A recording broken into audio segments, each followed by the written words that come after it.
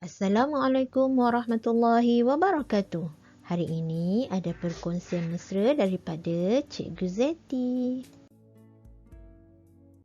Hari ini kita akan belajar perkara ibadat darjah 5, pelajaran 7 yang bertajuk Solat Jumaat. Apakah arti solat Jumaat? Salat yang wajib ditunaikan oleh mereka yang cukup syarat-syaratnya dilakukan dalam waktu zuhur pada hari Jumaat dan dilaksanakan secara berjemaah oleh sekurang-kurangnya 40 orang ahli Jumaat. Pelajar-pelajar semua, kita lihat hikmah solat Jumaat. Yang pertama, meningkatkan keimanan dan ketakwaan kepada Allah. Yang kedua, mengukuhkan ikatan silaturahim. Yang ketiga, mengetahui isu semasa mengenai umat Islam. Yang keempat, memperolehi ilmu pengetahuan. Dan yang kelima, menjaga kekuatan dan kemajuan umat. Kita lihat pula syarat wajib solat Jumaat. Yang pertama, Islam. Kedua, baligh. Ketiga, berakal. Keempat, merdeka. Kelima, lelaki. Keenam, tidak uzur. Dan yang ketujuh, bermukim.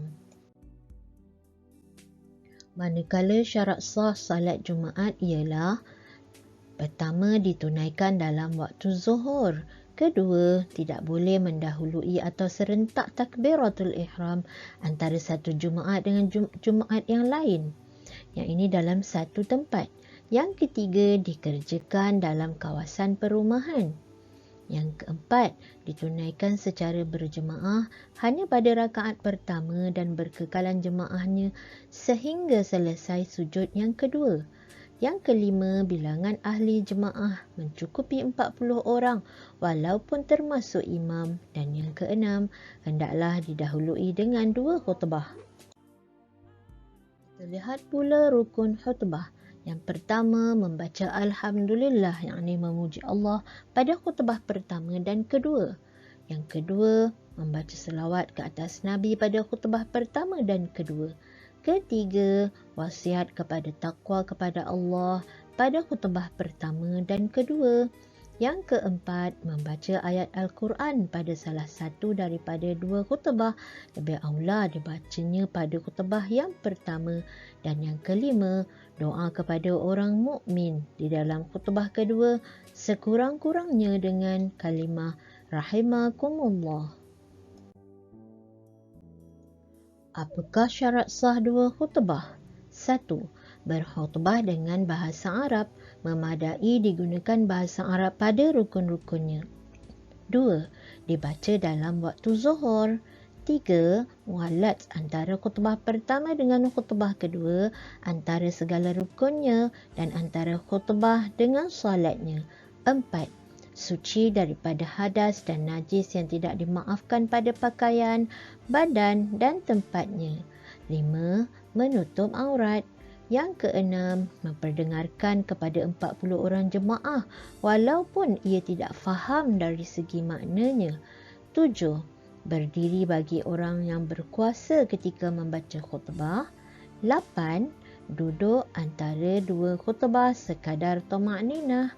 9. Cukup bilangan 40 orang dari awal khutbah hingga akhir solat. Pelajar-pelajar semua, apakah perkara-perkara sunat yang dilakukan pada hari Jumaat? 1. Mandi setelah fajar pada yang hendak hadir Jumaat. 2. Membersihkan badan dari bauan yang keji. 3. Memakai pakaian yang putih. 4. Mengerat kuku. 5. Mencabut bulu ketiak. 6. Diandamkan misai. 7. Mencukur bulu ari-ari. 8. Memakai bau-bauan. 9. Diam serta mendengar khutbah. Dan yang ke-10, solat sunat Jumaat 2 rakaat yang ringan apabila masuk masjid ketika imam sedang membaca khutbah. Baiklah pelajar-pelajar, itu saja untuk sesi pembelajaran kita pada hari ini. Cikgu ucapkan selamat menuntut ilmu. Assalamualaikum warahmatullahi wabarakatuh.